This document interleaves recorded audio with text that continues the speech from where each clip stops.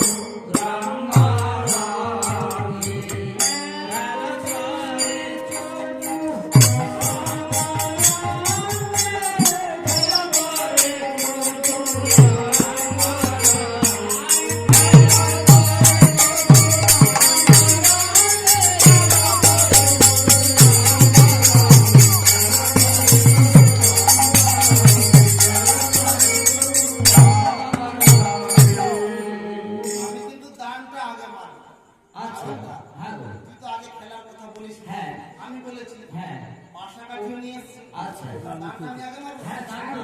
আর আমি মারবো। পুলিশ হতে